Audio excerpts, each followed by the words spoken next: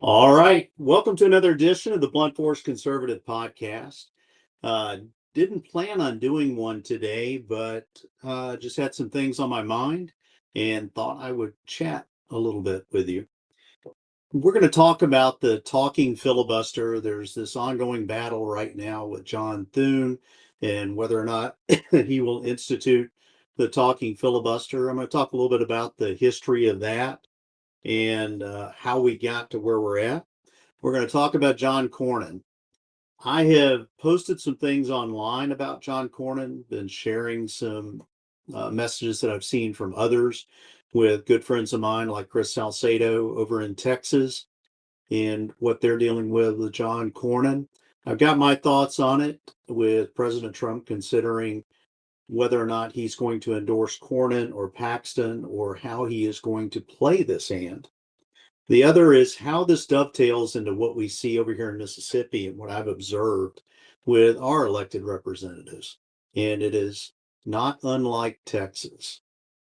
And the last thing, we'll also talk about Ken Paxton. Uh, I, of course, don't vote in Texas, so I don't really have a dog in that hunt, but I do have some thoughts on what I think about the representation that we've seen from John Cornyn and from Ken Paxton and their recent comments on this issue, especially dealing with the SAVE Act. And it is important. It is the number one priority of pretty much every conservative I've talked to. So we're going to talk a little bit first about this. I guess what Mike Davis has coined or Ted Cruz, the zombie filibuster. And that's basically a silent, non-talking virtual filibuster. It's where a minority can effectively block legislation simply by threatening to extend debate, requiring 60 votes for cloture to proceed without anyone actually holding the floor and speaking. It evolved gradually through procedural shifts and norms rather than deliberate change to zombie rules. The key developments in this that enabled this shift, based on my reading, is that in about 1970, the Senate introduced a two-track system informally adopted by under Majority Leader Mike Mansfield at the time.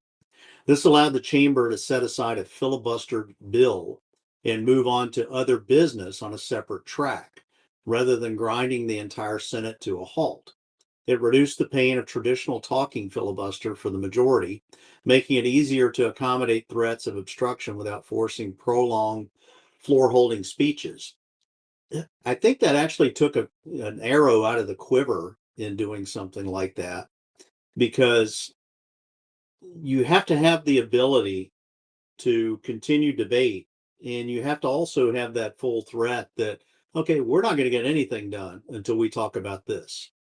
And I think that plays into John Thune's thinking on this with the SAVE Act. Can't we just move on with other business, excuse me, with other business while we debate the SAVE Act? If you noticed, when John Thune, after President Trump gave his State of the Union address, one of the first things that John Thune talked about wasn't the SAVE Act. He talked about affordable housing. And while that is something that is on the mind of a lot of citizens, I can tell you right now, it's a majority win situation on the SAVE Act. Now, the way that your elected representatives look at this is it's an opportunity for them to use something to negotiate with. Oh, you want this big package? Well, you're going to have to go along with these smaller packages. And it appears right now with embattled Senator John Cornyn that Thune, uh, Senator the senator from South Carolina, uh, that a lot of people are coming out in support of John Cornyn to try to salvage his political career. And right now, the majority of Texans don't want him in there. And it'll be interesting to see how that plays out. But let's get back to this talking filibuster. So in 1975, the Senate amended this cloture rule to lower the threshold for ending debate from 2/3 of senators present in voting, typically 67, to 3/5 of the entire Senate. 60 votes, assuming full attendance, out of 100. This made closure so much easier to invoke in theory, but in practice, combined with a two-track system, it entrenched the 60-vote supermajority as the de facto requirement for most controversial legislation. This lower threshold, along with the ability to bypass active obstruction, encouraged reliance on mere threats or holds rather than endurance-based talking filibusters. If you noticed, what ends up happening when you have a tight uh, area of senators, let's say you have 52 in the majority, 48 in the minority. Well, what that enables is a group of about 6 or 7 senators or 8 to say, we're going to make the determination of we're not going to go one way or another on any legislation unless you go forward with what we want to have happen. If you go back and look at some of the Gang of Eight stuff with John McCain and the way that they held things hostage, you'll see what I'm talking about. So this full emergence of this zombie or silent filibuster as the dominant practice, it accelerated in the 1980s, driven by increasing partisanship and the demands of efficient scheduling, preemptive cloture filings, often before debate even starts, and informal norms where leaders respect signals of potential filibusters to avoid wasting time. By the 1990s to the 2000s, the actual prolonged talking filibuster became rare for most bills, with the threat alone sufficient to force 60 votes or kill measures outright. The Congressional Research Service reports that historical analysis notes a sharp rise in cloture motions without accompanying floor speeches, especially post 2007. The term zombie filibuster itself appears to be a more recent coinage, popularized in the conservative circles around 2010 to 2020, with figures like Senator Mike Lee using it prominently in debates over bills like the Save America Act, contrasting it with historical talking or standing filibusters. In short, there was no zombie filibuster switch. The practice arose from reforms in the early 70s, and it inadvertently made a silent obstruction easier and more efficient than the old school talking version seen in cases like the 1964 Civil Rights Act. Some reformers today even advocate for simply enforcing existing rules to revive this talking filibuster without eliminating the 60 vote cloture requirement entirely. Um, I think it's a good idea. I think the senators, they're getting paid a lot of money. They're definitely making a lot of money off of their stock trades. That's just not a big secret in their insider trading. There's no ifs, ands, or buts about it that is happening. And there doesn't seem to be the intestinal fortitude of any of our elected representatives to push that forward and call for basically an abolition, absolving all senators and representatives of the ability to do any insider trading. I just don't think it's going to happen anytime soon. Congress has really gotten into the habit of making themselves exempt from the rules that they pass. So let's talk about this talking filibuster. So yes, the Civil Rights Act of 1964 did pass after a talking filibuster in the Senate. And it was introduced in the House in House Resolution 7152 in June of 1963 and passed the House in February of 64 by a vote of 290 to 130. In the Senate, a group of primarily Southern Democratic senators launched a filibuster starting March 30th, 1964 to block the legislation. I believe the former senator from Tennessee, Al Gore Sr., was one of those senators. I'll have to go back and look. I'm pretty confident I'm right on that. And this was a classic talking filibuster where the opponents had to hold the floor by speaking continuously to delay a vote. It was basically called Talk the Bill to Death. And this filibuster lasted for 60 working days, including 7 Saturdays, totaling 534 hours of debate, making it the longest continuous debate in Senate history at the time. It's amazing that people talk about Democrats as being the saviors of minorities. And here we have, it was the Republicans that put forth this act that championed it, that moved it forward. Robert Byrd, Remember Robert KKK Byrd, according to Rush Limbaugh, 13-minute speech. 14 hours and 13-minute speech where he spoke from June 9th to June 10th. So on June 10th, 1964, the Senate voted 71 to 29 to invoke cloture, which required a 2/3 majority of 67 votes, breaking the filibuster. This was the first time the Senate had successfully used cloture to end a filibuster on a civil rights bill. 9 days later, on June 19th, 1964, the Senate passed the bill by a vote of 73 to 27. The House agreed to the Senate's version on July 2nd, and President Lyndon Johnson signed it into law the same day. Amazing, yet a Democrat president that ended up signing this legislation that the Republicans had to fight for, and they had to fight the Democrats to do it. So when we're talking about this, talking filibuster in the context of modern day legislation, like the Save America Act, John Thune appears to focus on the difficulties in passing bills under unlimited debate and amendments without unified majority support to defeat the potential poison pill changes, claiming no historical precedent for success that way. And while the Civil Rights Act did involve the talking filibuster, it was overcome via cloture rather than by exhausting the minority without it solely through amendment battles. And Thune may be highlighting a procedural nuance to his argument. However, the core fact remains: 1964 Act passed one of the most famous talking filibusters in history.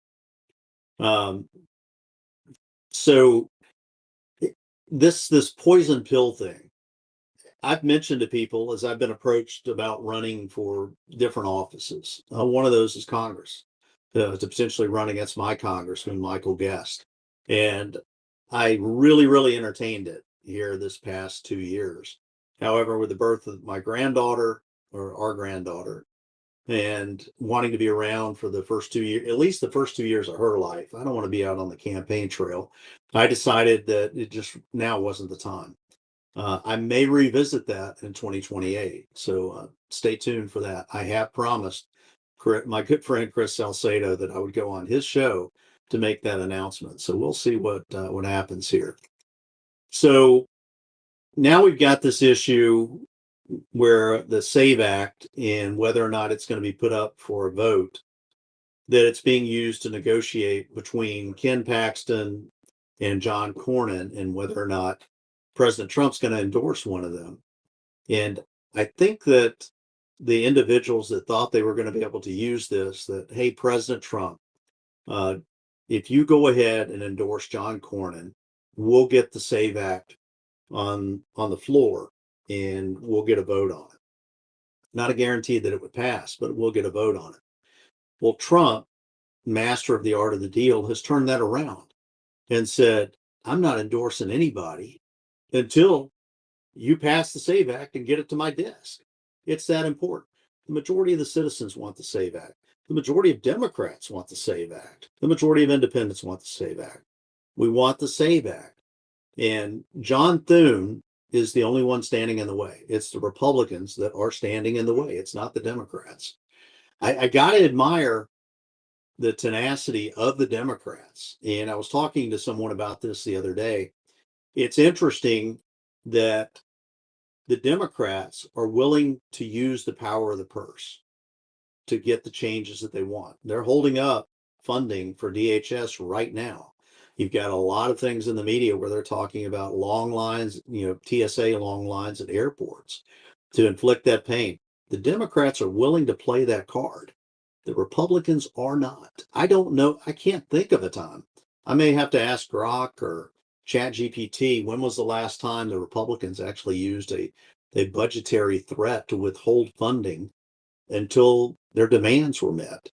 The Democrats are really good at that. Even in the majority, they wield this power. The Republicans will not. Interesting conversation, and I posted something about this on X in regards to my elected representative, Michael Guest. So it was the summer of 2024, and I was attending a luncheon here in Mississippi, probably about 200 people there.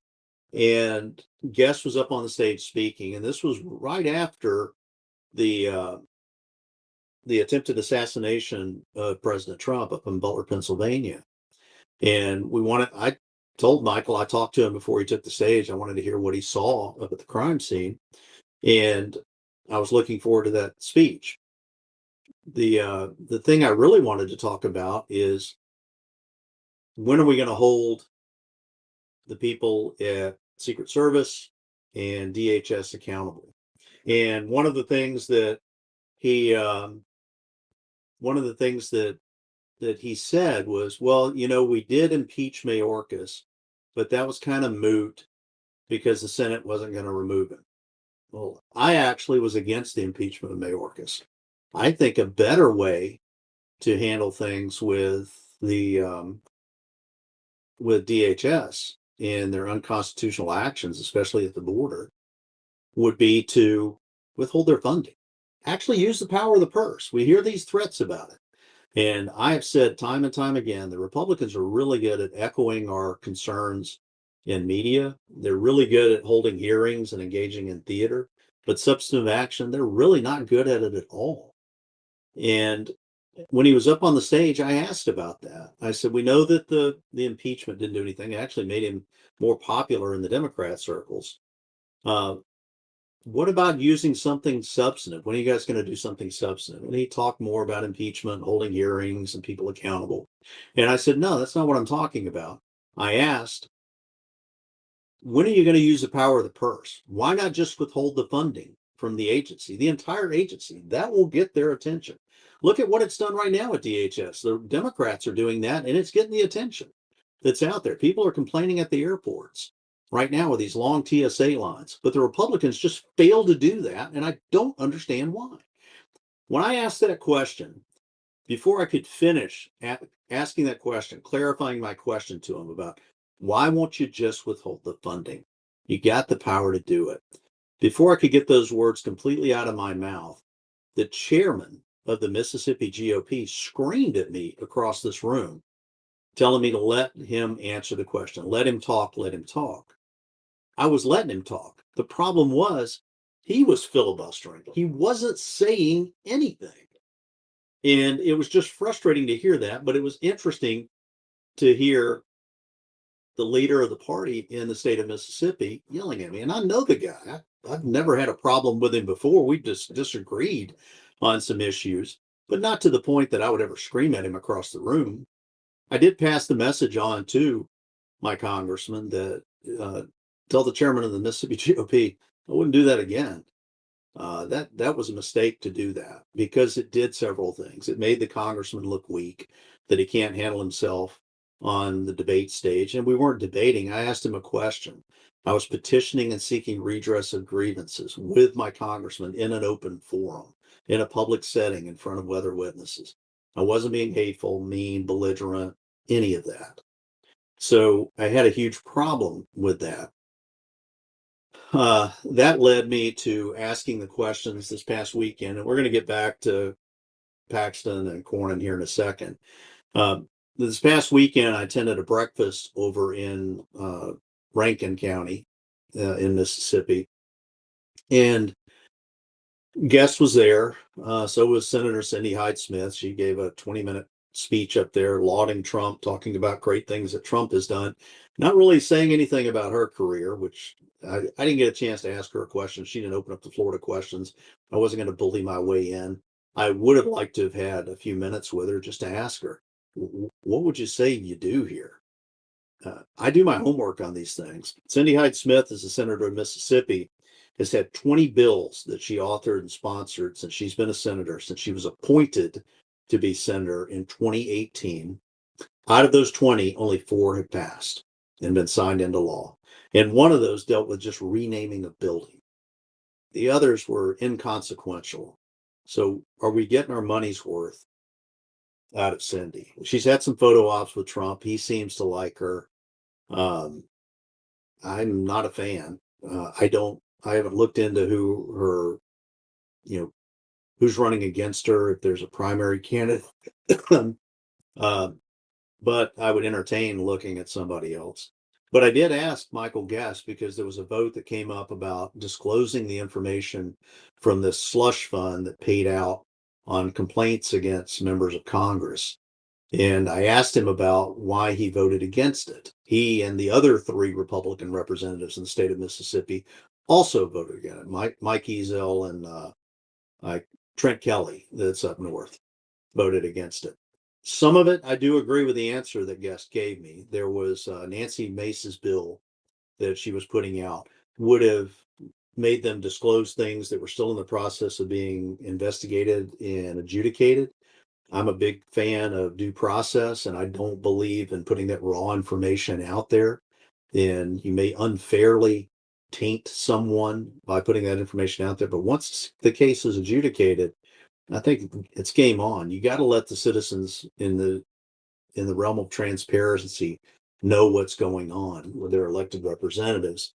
So when I asked him about that, I said, I kind of agree with you there. The raw information, the undeveloped information, shouldn't put that out there because it can unfairly, infringe upon the due process rights, even though they're not going to court, they're just settling something.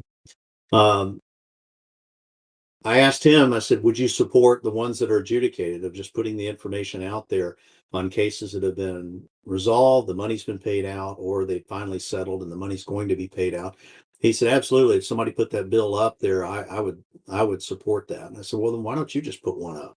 Why not put up a competing bill against Nancy Mace's and say, hey, here's a better bill for that, and it accomplishes the things you're looking for? It was like trying to nail Jello to the wall to get him to admit to doing that on his own. He pulled a tactic that sometimes gets pulled by our representatives. They talk about what committee they're on and what area they're charged to, and I just quickly remind them, it's great you're on a committee. It's great if you get to chair a committee. You might be able to help the citizens here a little more in that area, but your first responsibility is to the citizens. So whether or not you're on that committee, on a particular committee, whether it's ethics or some other committee, you should be willing to put forth a bill like that. And I said, I look forward to seeing you put a bill up, a competing bill against it. I'm going to bet you that it's not going to happen. But then again, that might be why I have to run against him in 2028 and start pointing some of these things out publicly and bringing them into the public discussion. We can't guarantee that anybody in the media, especially here in Mississippi, is ever going to ask him a challenging question. There's really only one station, and it's the one you've seen me guest host on, that would ask him those challenging questions. And you don't have to be belligerent or mean or anything like that. And I challenge anyone to find a moment where I've been belligerent or mean to an elected representative when I'm engaging in discourse with them. It's always civil. All right, enough about that. But Mississippi is pretty much like Texas. Their state GOP kind of runs things. It happens that way over here in Mississippi. It's a good way for them to give you the illusion that you get to choose your candidate. You don't. They select the candidate, and then you have to choose from the choices that they make for you, because nobody else can get up there. Yeah. Fun fact: in Mississippi, you can't even have write-in candidates. You can write them in, that vote will be counted. But guess what? Even if that write-in candidate got the majority of the votes, they're not going to be elected, because it's going to be among the registered candidates that get it. The citizens can't even, marshal their own resources if they don't want any of the above on the ballot. It's just sad. It's got to get fixed. And based on my conversations with elected representatives, they don't have the intestinal fortitude to do it. So let's talk about the political careers of these 2 candidates, Ken Paxton and John Cornyn. And I'll be blunt about both of them. And then I will tell you at the end of this, if I was living in Texas, where my ballot's going to be cast. So in Paxton's career, he's been in politics in Texas for about 24 years. So in 2002, he was, according to my research, he was elected to the Texas House of Representatives in District 70 after winning the Republican primary runoff in the general election. From 2003 to 2013, he served in the Texas House and won multiple elections and ran for Speaker in 2011, but withdrew before the vote. In 2012, he was elected to the Texas Senate. replacing retiring Senator Florence Shapiro after winning the Republican primary in the general election. He served for about 2 years in the Texas State Senate. In 2014, he won the Republican primary runoff for Texas Attorney General against Dan Branch in the general election against Democrat Sam Houston. Man, it is interesting to hear a name like Sam Houston in Texas and have that person lose an election. I mean, good gosh, you got the name recognition there. Um, so in 2015, he's sworn in as the Attorney General, and that was on January 5th, he was indicted on felony security fraud charges related to pre-office activities. Um, so from 2015 to present, he led, as the AG, he led numerous high-profile lawsuits, including challenge to federal policies on immigration, like DACA and travel bans, environmental regulations, healthcare, civil rights, these transgender protections, and created a human trafficking unit and expanded voter fraud investigations. He was actually doing some things that were proactive, some things that I wish our Attorney General here, Lynn Fitch, would be proactive. She's not personally responsible, but I do have contact with people in her office. And usually if there's something, I'm like, why aren't we getting on board with this that's happening in Missouri or this that's happening, in another state? And usually she'll end up jumping on the train at some point after that. I don't think it's me pushing her there, probably in the process of considering it anyway. So in 2018, he was reelected as AG and won the Republican primary unopposed in the general election against Democrat Justin Nelson. In 2020, this is where you start seeing the deep state rear its ugly head. Some top aides accused him of bribery and abuse of office in whistleblower reports to the FBI, leading to their firings and a lawsuit. They filed a Supreme Court lawsuit to challenge the 2020 election results in battleground states. That was rejected. In 2022, reelected for AG's third term. He won that primary against George P. Bush in the general election against Democrat Rochelle Garza. That election in 2022 was pretty much the end of the Bush era in politics.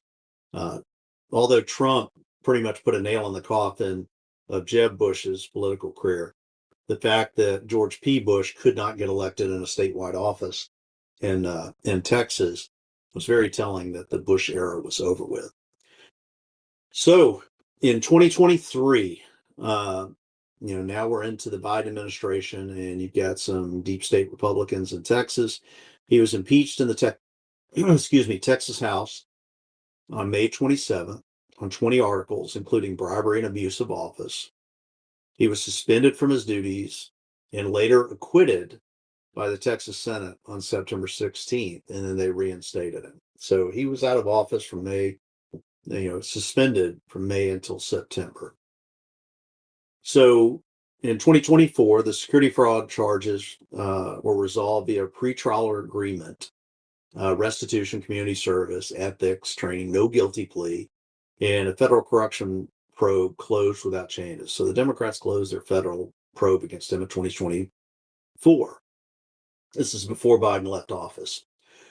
So in 2025, he announced his candidacy for the U.S. Senate in challenging incumbent John Cornyn.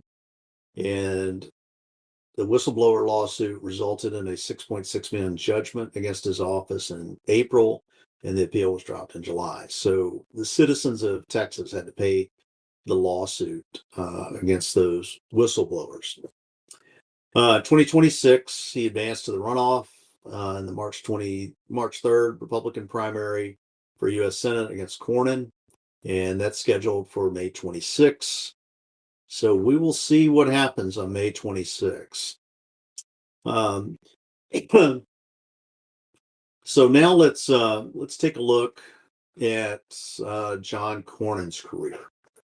So Cornyn, 1990 to 91, he was elected as an associate justice of the Texas Supreme Court, and he served there until about 1997. And in 97, he resigned from the Texas Supreme Court to run for Texas Attorney General. Excuse me. In 98, He was elected as the Attorney General of Texas, and that was the first Republican in that role since Reconstruction. He took office in January 99. He served there until 2002. In 2002, he was elected to the Senate, U.S. Senate, after defeating Democrat Ron Kirk, winning about 55% of the vote. He took office on December 2nd after Senator Phil Gramm resigned early. So he jumped into office a little before January. 2008, he was reelected to the U.S. Senate for a second term, served as vice chairman of the Senate Republican Conference. That's a pretty powerful position to be in. They kind of control the money in the reelection campaign. So those Republican conferences. Served as chairman of the National Republican Senatorial Committee, overseeing Republican Senate campaigns from 2009 to 13. From 13 to 19, he served as the Senate Republican Whip, which is the second highest ranking position in Republican leadership. It was initially the Minority Whip and the Majority Whip after the Republicans regained control of the Senate. In 2014, he was reelected to the U.S. Senate for a third term, elected again in 2020, and he won the Republican primary in 2026. So it's going to be either he or Ken Paxton. Let's take a look at his legislative record. Some of his key accomplishments are not that great. If any of you remember, there was an issue dealing with their Second Amendment rights, and that most prominent controversy involving him were the bipartisan compromises, particularly on guns and spending, the Safer Communities Act of 2022. So who was president 2022? Joe Biden. As the lead Republican negotiator alongside Democrat Chris Murphy, he helped pass the gun safety law, the most significant federal gun legislation in nearly 30 years, following the Uvalde school shooting. It included enhanced background checks for under 21 buyers, closed the boyfriend loophole for domestic abusers, incentives for states to adopt red flag laws, which I'm telling you right now, red flag laws are unconstitutional, allowing temporary firearm removal for dangerous persons. I'll talk a little bit about red flag laws. School security funding, mental health investments. The gun control thing and the red flag laws, I just have a problem with that. Now, I'm a strict constitutionalist and textualist. I believe that all restrictive gun laws are unconstitutional and they need to be done away with. That's just me.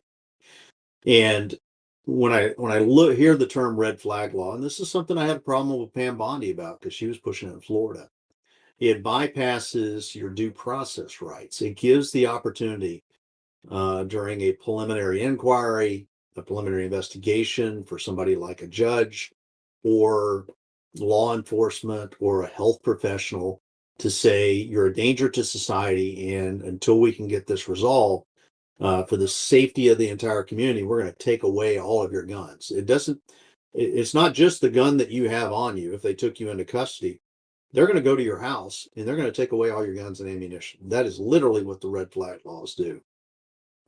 And, when he went to the 2022 Texas GOP convention, I think this is when the cracks in his foundation began, because the delegates passed a resolution rebuking him and calling for repeal. They booed him when he walked out. When his name was brought up, they booed him. And Trump back then labeled him as a rhino. So his opposition to, he's had some other things where he opposed comprehensive immigration reform. Anytime somebody's telling you about comprehensive immigration reform, they're just looking for a way to bypass the current laws that we have on the books. All President Trump did with his executive orders is just enforce the laws on the books. That's really all you needed. Cornyn is like most other senators. Once they get into office, they're all about spending money. And the reason they spend money is because they can allocate your tax dollar resources to their donors through government contracts and such. And then they donate those contract entities, the ones that get the government contracts and the money. They can donate not just to his campaign. They're still limited by spending limits on their campaign contributions, but then give unlimited money to political action committees that can go out there and lobby on behalf of that senator or that elected representative. Uh, Other notable criticisms: he voted against some progressive priorities like the Affordable Care Act, repeal attempts he supported but failed. Unlike John McCain, where we were trying to get rid of Obamacare, and he walked out saying, giving a thumbs up, like he was going to go in, cast that dividing vote. We were going to get rid of this monstrosity, and then he changed his mind. He has very low scores from different groups as far as his conservatism. He has like an F rating on his legislation. He's had some opposition to Trump too, and I'm surprised that Trump would even consider. I can't imagine that Trump's going to, unless it's a wash or it's a benefit of endorsing Cornyn, because it was just back in 2016. Cornyn called Trump an albatross for the GOP. He thought Trump's impact on down ballot races, and we can't have a nominee around the down ballot races. I think he's certainly a controversial figure. I think we need someone who can unify the party rather than divide the party. The problem is, it was dividing the people like you and I that are true constitutional conservatives from the rest of the pack, from the deep staters. So Trump is definitely not a liability. He opposed Trump's border wall, called it naive in pre-2016 and 2020. And he dismissed Trump's signature wall proposal as naive, but later admitted privately opposing Trump's use of national security funding to build it. You know what? It's all taxpayer dollars. Just get the daggum thing built. I build it from sea to shining sea. I don't care if you have to build it across water. We can build pretty much anything that we want to build. We are the United States of America, and we have the ability to do these things. We just have to have the intent and the will to do it. So, the fact that Cornyn would say things, well, we can use high tech and all these, they're not like a wall. Walls make good neighbors. So Cornyn, kind of pushed against that. He was looking for protections for DACA and amnesty-like solutions. That was the thing that got me separated from George W. Bush when he was in office. Bush 43 was that compassionate conservatism, and where he was talking about, uh, people coming across the border. Quick insight on that. I was in 2016, still in the FBI, and I was at a conference in Dallas, and George W. Bush was the keynote speaker.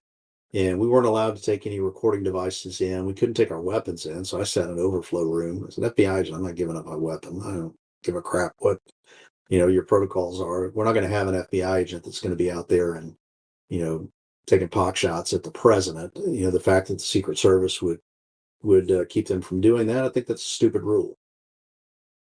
I'm open to somebody trying to change my mind on that, but I think it's a dumb rule. So getting back to this, so George W. Bush, when he spoke, and he was speaking about Trump, he said, a lot of you people out here are going to miss them brown-skinned people coming across that border to do the work at your construction sites and, yard work and things like that. You're going to really miss those brown-skinned people.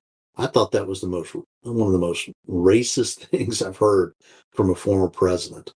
And I looked around the room, and everybody else had their mouths agape too in the room. There's probably about 200 or 300 people in this overflow room as we're watching. And I looked, I said, did he just say that? And yes, he did. So, Cornyn has had his problems with Trump. We can even go back to, he was even, he thought that Trump's January 6th speech was reckless and incendiary. He praised Michael Byrd, the guy that shot Ashley Babbitt, that murdered Ashley Babbitt. Just time and time again, this guy has not been there for the American people. And I think, even before this election, Cornyn wasn't a supporter of Trump. He was quoted as saying Trump's time had passed him by and they need to move on from Trump. And his exact quote was, I think President Trump's time has passed him by, and I don't think President Trump understands that when you run in a general election, you have to appeal voters beyond your base. We need to come up with an alternative. It all boils down to electability. There's no prize for coming in second place. He endorsed Trump after the New Hampshire primary. The direct dismissal of Trump's electability enraged MAGA voters. I was one of them who viewed it as elitist sabotage. It became a key attack line in Cornyn's 2026 primary, despite his later endorsement. He's been known to oppose recess appointments for Trump's cabinet. You're seeing that with Thune right now. It's amazing that the party that's in power, you have a Republican in the White House, Republican House, and Republican Senate. And the Republican Senate is going to stay in pro forma session every couple of days to keep President Trump from having recess appointments. First time the same party, has been the obstructionist to its own party president. And he just, talking about the recess appointments, it's in, it happens. It's constitutionally sound. And the fact that he doesn't like it happening that way, he's really bought into this establishment style. So I don't know. I don't know what Trump's going to do on this. He's the master of this art of the deal. I think that what you're going to see is Trump's going to use it to push for the Save America. The Save America Act, he knows, is a winning hand. And if it doesn't happen, you're going to see him come out hard against the Republicans for not making it. You got the majority. Put the filibuster aside. Make it happen. If the Democrats don't want it, make them fight against it like they did against the 1964 Civil Rights Act. The other thing that I hear in the Cornyn and Paxton race is they're worried that the Democrat nominee, because he seems to be popular, might actually win if Paxton is the one that runs. And I've heard some senators, come out in support of in support of Cornyn, saying that we need to have him in there. He's been, consistent. He's been a steady hand, all of these things that they say about him. And they point back to when Beto O'Rourke ran against Ted Cruz, and it was about a 3-point difference in the race. There was no way that Beto O'Rourke was going to win that. As a matter of fact, it's been a long time. If you go back 20 years in Texas, the Democrats have a near total lack of success at winning a statewide office. Whether you're voting for governor, lieutenant governor, Secretary of State, Attorney General, and all of that, the Democrats just routinely fail. So I think the last time that there was, let's see, the Republicans have been dominating it since the 90s. So in 94, Ann Richards, who was a Democrat, lost the governorship to George W. Bush, and other offices flipped to Republican. And I have some theories on that. Same thing you saw over here in Mississippi. I think and I think my good friend Chris Salcedo would echo this, a lot of people, and I'm not just calling them rhinos, I don't actually think they're Republicans. I think they are Democrats. And they run under that Republican moniker because that's the way to stay in office. That's the way to continue the grift. So let's take a look at some of the Senate races that have been there. The Democrats have not won a Texas U.S. Senate race since Lloyd Bentsen in 1988. He was the last full-term Democrat. Beto O'Rourke lost to Ted Cruz by, here it is, 2.6 points, 48.3 to 50.9. It was the closest Senate race in decades and a high watermark for Democrats. But then you had Colin Allred run against Ted Cruz in 2024, and Cruz won by 9 points. So it hasn't even been close. And in the presidential voting, Texas has voted Republican in every presidential election since 1980. With a Democrat, they narrowed at some point. 2010s, 2020s due to urban growth. You had after Hurricane Katrina, you had a lot of Democrats leaving the state of Louisiana, and they were going into places like Houston. So in 2008, the Republicans won the state of Texas by 11.8, almost 12 points. 2012, 15.8, 2016, 9 points. 2020 election, the Republicans won by 5.6 points. And in 2024, Trump won by 13.6 points in Texas. So the Democrats have had some moments of hope here, but they're not going to win the statewide offices there. So I told you what I saw here in Mississippi, that it's primarily the state political party that controls things. The way things work here, and I'm betting it's the same thing that happens in Texas. If a senator, decides that he's not going to run again, he typically will let the state party know first so they can start cultivating a candidate, somebody to put on the ballot. And it's not based on your desire. It's based on what the needs of the party is. And their goal is to try to keep that seat in the Republican side so that they can generate more money for the party. It's not really about your, doing the right thing. It's just not. Same thing happens here in Mississippi. We haven't directly elected a senator since 1978. And that was Thad Cochran. Since then, senators have been appointed and put in those positions. Roger Wicker was appointed, got to run for a couple of years. He can be an incumbent. During that time, you raise money, you have access to all the offices, you have the ability to divert funds to political donors through government contracts. You build a war chest over 2 years, and it's very difficult for somebody to take an incumbent out. On the House side, it's similar. You can't appoint a member to the House of Representatives. What ends up happening is if a member of the House of Representatives decides he's not going to run again, he lets the state party know. They start cultivating a candidate so that the day he announces that he's leaving, that candidate's already off and running. So you don't get a heads up. That's how difficult it is to unseat an incumbent. It can happen. It definitely can happen, as Dan Crenshaw found out. He FO'd and found out that you can't be one of these, call yourself conservative, and then your record shows differently.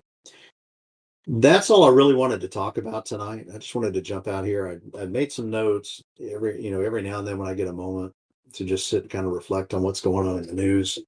I jot some things down and wanted to bring it to you. So I'll give you my choice out of the two. And as I mentioned, I am a strict textualist, a constitutional conservative. I look at who can provide me the closest thing to a guarantee of protecting my individual liberties.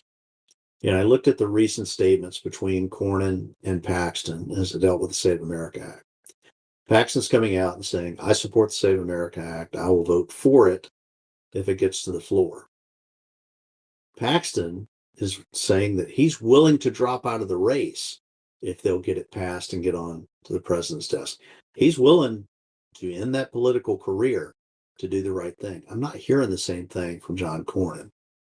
So based on that, who I feel most comfortable with protecting our individual liberties, I got to go with Ken Paxton. I know he's got some baggage. I know there's some things with his divorce. They're going to mudsling. That happens in every election. But when I look at standing up for liberties, I look at the fact that he was proactive in his fights as Attorney General, trying to do things to restrict this run amok government that was infringing on constitutional liberties from the Joe Biden administration. He was willing to do something about it. Based on that, the fact that Cornyn has time and time again let us down with the Second Amendment, with his comments about Trump and the border, with just looking for squishy ways around things. I can't trust the guy. If I was in Texas, I'm not voting for Cornyn. If that meant, even if somebody told me, we're going to tell you right now, if you vote for Ken Paxton, he's going to lose in November to the Democrat. Then I guess we'll have to find out.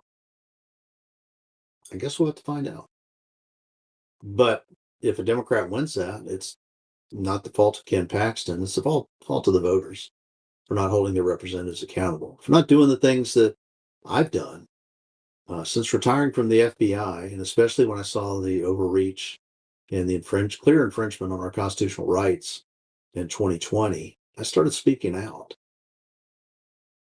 I went to the school board meetings and fought to get our kids back in school. I went to alderman meetings and city councils and Department of Education meetings to fight against DEI and the woke agenda, to fight against that Black Lives Matter stuff, to fight against, fight to get those things out of our school, to try to keep from poisoning the minds of our kids. And I saw who was there and I saw who wasn't there. And we've got some people out there, the ones that some of them are reasonably prominently known here in Mississippi, some of them in media that have talked about, the problems we had back in 2020. But I'm telling you right now, I've been consistent at calling it out. Tate Reeves, our governor, I think he's a good guy, raised, got a great family. I think he does the best he can, but he was listening to the wrong people in 2020. And I think some of his executive orders were unconstitutional. Unfortunately, there weren't enough people standing up against him, enough people willing to sacrifice him. I know I said that I didn't wear the mask. I didn't take the shot. If I went somewhere to eat and they tried to put restrictions on me about the mask and where I could sit and stuff like that, I just didn't go back and I left. I had some issues with my lower back, and there was a neuro surgeon outfit over here in Mississippi that I was scheduled to go to. And they were constantly harassing me about the mask and shots and the stuff like that while treating my back. And guess what I told them? Pound sand. I'm not sticking around.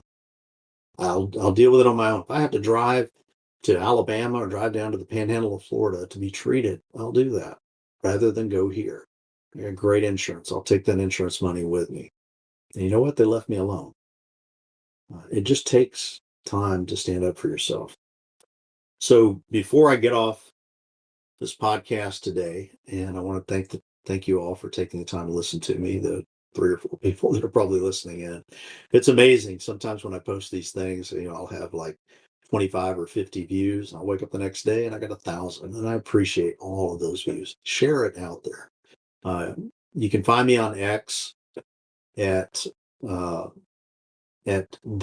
Chris Hinkle. I have changed my name on, I'll put it there on the ticker.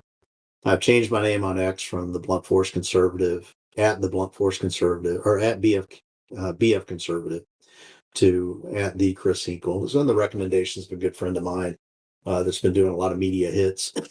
And he suggested, just going straight with the name. It's easier with name recognition. Done a lot of radio and television here the past few weeks, especially on the Guthrie kidnapping. Actually, missed a call earlier, maybe going on News Nation sometime this week to talk about some of the terror threats here in the United States. So look out for that. I'll post something out on X. But before I step off, got some sad news right before I went onto this podcast. We are primarily a two-sport family as far as our kids, and that has been soccer and with our oldest powerlifting. And our youngest was highly recruited soccer player from his high school days and into college. And we had these good friends, Mike and Jean Garrett. They've been with us from the time that our youngest was, 5 or 6 years old, just, kicking the soccer ball around here through travel soccer, going all over the southeastern United States to compete. And they've just been a blessing in our life. We've stayed in touch with them, bump into them every now and then. I see Gene at the gymnasium that I go to a couple times a week. And we got a notification today that Mike had passed away unexpectedly on Saturday. I don't know the details yet. I can't imagine the pain that Gene is going through right now. They were just such a loving couple. We've got 2 great boys that they've raised, really smart kids, highly successful kids. And something Something just happened. You're not guaranteed your next breath. And I hate that for the Garrett family. Mike was a great guy. I considered him a good friend, just a good man. Always a joy to be around. We've even, traveled together and shared hotel rooms, on travel soccer, and really going to miss him. But I know that Mike was saved, that he had accepted Christ as his Savior, and he's celebrating right now in heaven. He's not in any pain, and we're all going to see him again one day at the greatest of all homecomings.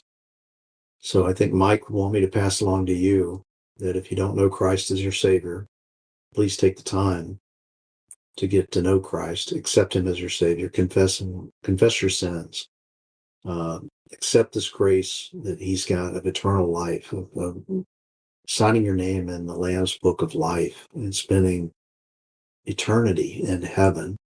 It's just so important. You're not guaranteed that next breath.